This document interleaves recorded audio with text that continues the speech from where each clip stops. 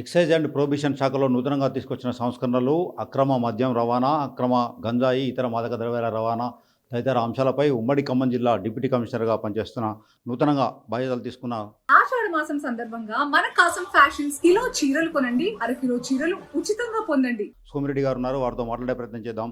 Sir చెప్పండి, గంజాయి అక్రమ మద్యం రవాణాకు మీరు తీసుకుంటున్న చర్యలు ఏంటి?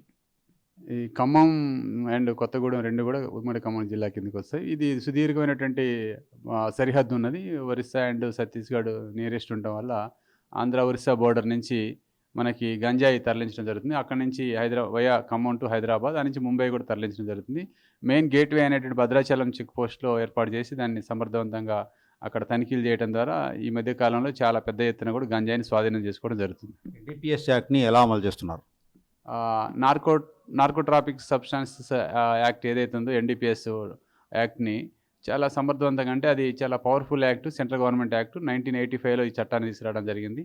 దీంట్లో అప్ టు 20 years వరకు కూడా జైలు శిక్ష విధించడం జరుగుతుంది. కాబట్టి దీని గురించి తెలియక చాలామంది పిల్లలు గంజా ట్రాన్స్పోర్ట్ చేయడంలో సహకరిస్తున్నారు. వాళ్ళు ఏదో తక్కువ అమౌంట్‌కి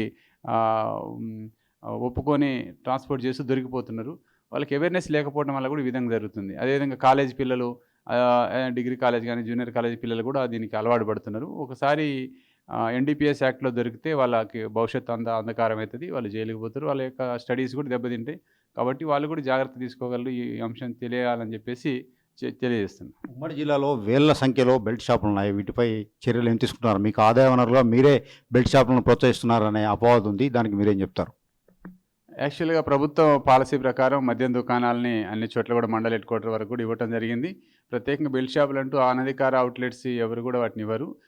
చిన్న బిజినెస్ చేసుకునే వాళ్ళు, చిన్న వాళ్ళు తీసుకొని అనుమతి లేకుండా అమ్ముతుంటారు. అలాంటి వాళ్ళు మా దృష్టికి వస్తే ఖచ్చితంగా కేసులు చేస్తాం. ఈ మధ్య కాలంలో ఎక్కడైతే వైన్ షాపులు ఉన్నాయో అన్ని చోట్ల కూడా ఎవరైతే బెల్ట్ షాపులు ఉన్నారో వాళ్ళందరి మీద కూడా మేము వాళ్ళని బైండ్ ఓవర్ చేయడం జరుగుతుంది. ఎంఆర్ఓ ముందు దాదాపు 1 year and 1 lakh or 2 lakhs అమౌంట్‌కి బైండ్ ఓవర్ జరుగుతుంది. ఒకసారి బైండ్ ఓవర్ అయిన తర్వాత మళ్ళీ వాళ్ళు ఆ మద్యం కనుక అమ్మితే కేసు అయితే వాళ్ళు 1 lakh ఫైన్ కట్టాలా, లేదంటే జైలుకి వెళ్ళాల్సి వస్తుంది. కాబట్టి పకడ్బందీగా అక్రమ మద్యము, అదేవిధంగా అనుమతి లేకుండా మద్యం అమ్మటం కూడా నేరం. కాబట్టి వాళ్ళ మీద చర్య తీసుకోవడం జరుగుతుంది. నకిలీ మద్యం, ఎన్డీపీ నాన్ డ్యూటీ పెయిడ్ వాటిపై మీరు ఎటువంటి చర్యలు తీసుకుంటున్నారు? మీరన్నట్టుగా మనకి ఆంధ్రప్రదేశ్ సరిహద్దు ఉంది ఇక్కడ, అదేవిధంగా ఛత్తీస్గఢ్ సరిహద్దు కూడా ఉంది. కాబట్టి NDP liquor, non duty paid liquor వచ్చే అవకాశం కూడా ఉంటుంది. కాబట్టి మా యొక్క చెక్ పోస్టులని ముమ్మరంగా చేయటము, అదేవిధంగా మొబైల్ పార్టీస్ నియమించడం, అది స్టేషన్స్ అండ్ రైల్వేలలో కూడా చెక్ చేయటము, బస్ స్టాండ్లలో కూడా చెక్ చేయడం జరుగుతుంది.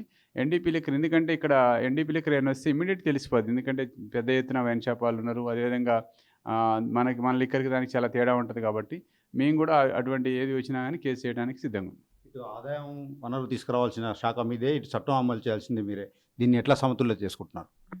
లేదు, మేము ఆదాయం తీసుకొచ్చే శాఖ ఏం కాదు. మాది రెగ్యులరైజ్ చేయటం, అంటే మద్యాన్ని రెగ్యులరైజ్ చేయటం అంతే తప్ప మద్యాన్ని అమ్మించే డిపార్ట్మెంట్ కాదు. మద్యాన్ని అంటే అక్రమంగా మద్యం రావటం, లేదా కల్తీ మద్యం రావటం వల్ల ప్రాణాలు కోల్పోయిన సంఘటనలు చాలా ఉన్నాయి. కాబట్టి మద్యం ఇలా రాకుండా ప్రజలకి అటువంటి సంఘటనలు జరగకుండా మద్యాన్ని రెగ్యులరైజ్ చేసేటువంటి డిపార్ట్మెంట్ మాత్రమే. మద్యం ఆదాయం వచ్చే డిపార్ట్మెంట్ ఏం కాదు. అది దయచేసి అది గమనించగలరు.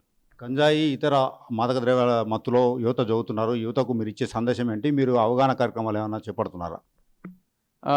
ఈ గంజాయి అనేది మీకు కరోనా తర్వాత చాలా మారుమూల ప్రాంతాలు కూడా విస్తరించింది, దేశవ్యాప్తంగా కూడా. దీని మీద పెద్ద ఎత్తున కూడా తెలంగాణ ప్రభుత్వం ఉక్కు సంకల్పంతోనే, ముఖ్యంగా ఈ ప్రభుత్వంలో రేవంత్ రెడ్డి ముఖ్యమంత్రి గారు అయిన తర్వాత తెలంగాణ ఫ్రీ స్టేట్, గంజాయి ఫ్రీ స్టేట్ చేయాలనే ఉద్దేశంతో ఈగిల్ ఫోర్స్ని కూడా ఏర్పాటు చేయడం జరిగింది. ఎక్సైజ్ డిపార్ట్మెంట్ కూడా ఇన్వాల్వ్ చేయడం జరిగింది. మేము చాలా రకాల చైతన్యవంతమైన కార్యక్రమాలు, అంటే అవేర్నెస్ ప్రోగ్రామ్స్ కాలేజ్ లెవెల్లో, అదేవిధంగా స్కూల్ లెవెల్లో చేయడం జరుగుతుంది. పిల్లలకు కూడా అవేర్నెస్ కల్పించడంతో గంజాయి ఇలాంటి మత్తు పదార్థాలకు అలవాటు పడితే ఎటువంటి పరిణామాలు జరుగుతాయి, సాంఘికంగా, ఆర్థికంగా, ఆరోగ్యపరంగా ఎటువంటి ఏ విధంగా వాళ్ళ యొక్క నష్టపోతారనే ఉద్దేశంతో చేయడం జరుగుతుంది. ఎక్కడైనా గంజాయి స్మగ్లర్లు దొరికినప్పుడు, లేకపోతే పెడ్లర్స్ అమ్మేవాళ్ళు దొరికినప్పుడు, లేకపోతే కొనే పిల్లలు తాగేవాళ్ళు దొరికినప్పుడు వాళ్ళని కౌన్సిలింగ్ కూడా చేయడం జరుగుతుంది. వాళ్ళ పేరెంట్స్ కూడా పిలిపించడం జరుగుతుంది. ఆంధ్ర ఒరిస్సా బార్డర్ నుంచి, అటు ఒరిస్సా బార్డర్ నుంచి రాకుండా చెక్ పోస్టులను ఏర్పాటు చేసి అక్రమ గంజాయితో పాటు అక్రమ మాదక ద్రవ్యాలను కూడా రాకుండా చూస్తున్నామని, అదేవిధంగా బెల్ట్ షాపులను సైతం అనేక మందిని బైండ్ ఓవర్ చేశామని ఎక్సైజ్ డిప్యూటీ కమిషనర్ సోమిరెడ్డి గారు చెప్తున్నారు. కెమెరామ్యాన్ నాగేందర్తో హరీష్, RTV ఖమ్మం నుండి.